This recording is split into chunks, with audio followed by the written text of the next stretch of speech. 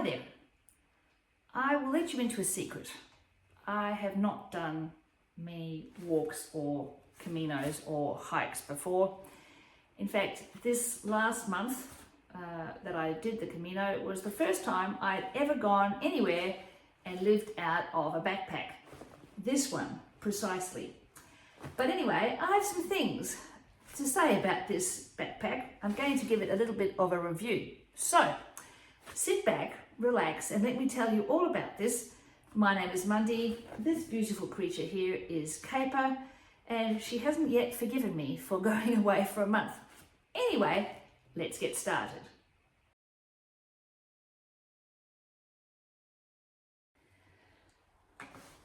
Why I bought this? Well, firstly, it's Australian made. One Planet, whether you can see the logo there, is an Australian company, and I wandered into their showroom or store in Little Bourke Street in the CBD of Melbourne, and there it was. The fact that it's Australian made, it cost me about 420 Australian dollars. Excellent. I like the blue colour, very eye-catching. I also appreciated the fact that it was custom fit to me. All these straps and the frame and all that sort of stuff was fitted to fit me. And that made good sense because, you know, I'm going to be lugging this thing around for however long it was. Turned out to be precisely a month. And that was important. So that was some of the reasons why I actually bought it. So now I'm going to tell you the things that I really like about it. Some of the things that I really like about this backpack well, firstly, it's lightweight. I've just weighed it with my handy dandy weighing thing, and it's a measly 1.25 kilos, which I think for I think it's 38 or 40 litres, can't quite remember, but it's it's a reasonable size, and it's amazing how much chisel you can actually fit in one of these backpacks. I'm sure I overpacked. No, I can tell you I overpacked. Like I said, this was my first time actually out there in the big wide world of hiking and carrying your life with you. So I know for a fact that I did overpack, but it was okay. I actually fit it quite comfortably into this backpack.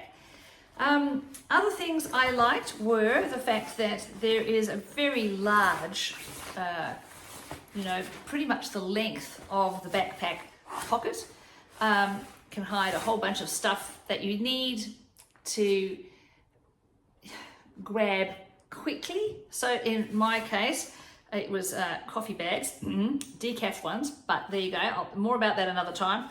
And my first aid kit, because my feet absolutely were a shocker, and that's a whole saga which I will get into one day. Anyway, that's what I kept in that pocket. In here, a much shorter pocket, but not as deep, but also very handy for keeping things that you want to grab quickly. It came with two smaller pockets. I'll just show you here in the front. Let's call it the front. And closer to me, next to my body, were these two large pockets, which were perfect for putting, in one side anyway, I carried a 1 litre water bottle, which is, very important when you're out hiking or walking a Camino to stay hydrated. So that was easy to grab.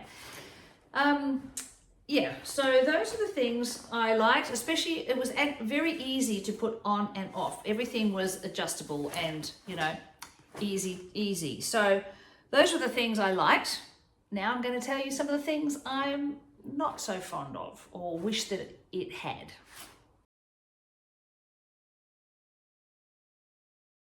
The wonders of modern technology. I've just been going through my recordings and realized I forgot to tell you a very important feature which I absolutely love, and which was one of the reasons why I did end up purchasing this backpack. Was it has a curved frame, which means that the actual backpack doesn't sit directly on your back, which means in very hot weather you have airspace, you have airflow, and that means that your t-shirt or whatever you're wearing stays dry. The partner's backpack had a mesh and it was directly against his back, and my goodness me, in the hot weather, he was a dripping mess and I was not. So great for, you know, it's sitting comfortably, but also not directly on my back, which meant better airflow. I knew there was something else, that's why I really liked this backpack and why I bought it. Phew, okay, now we can carry on.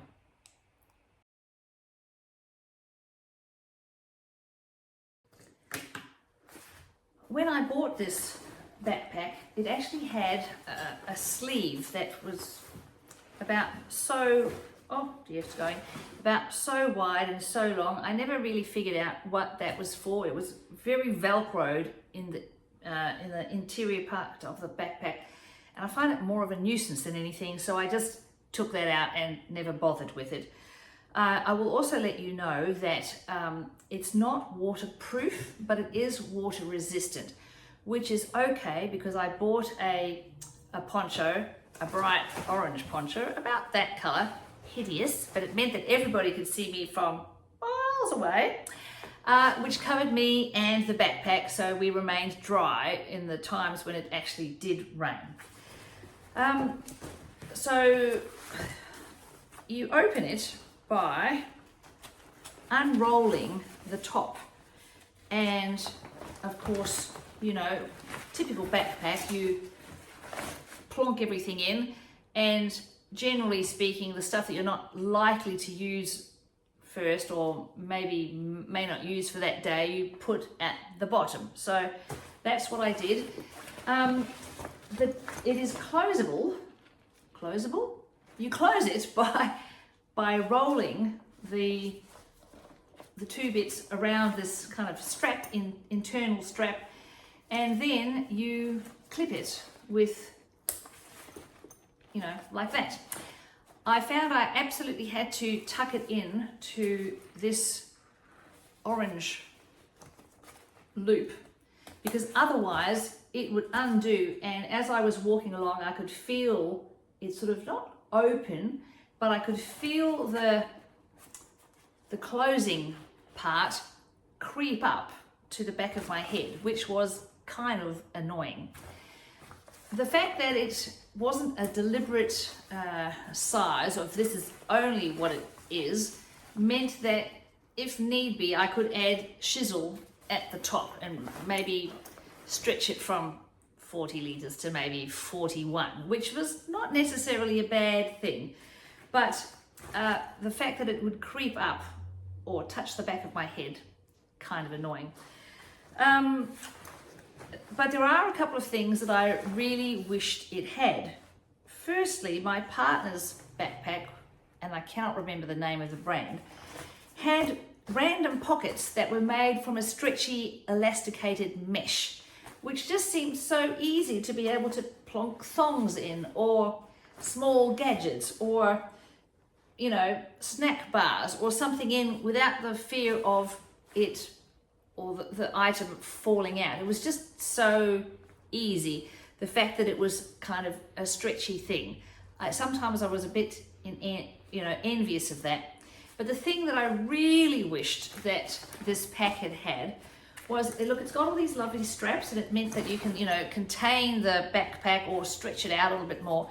But when it came to putting the walking poles or carrying the walking poles on my pack, it was really a nuisance not having a stretchy kind of loop thing. My partner's backpack did. There was one here and one there, and honestly it took about 30 seconds to either put the poles on the pack or 30 seconds to take them off. Not with this. I puddled around and struggled for about 5 minutes, probably slight exaggeration, but it was minutes rather than seconds of putting the poles on the backpack to either carry it or, you know, to take them off so I could use them.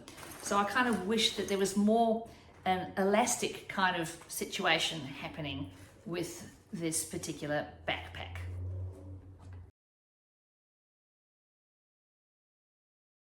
And now, for the $420 or thereabout question, would I purchase this backpack again?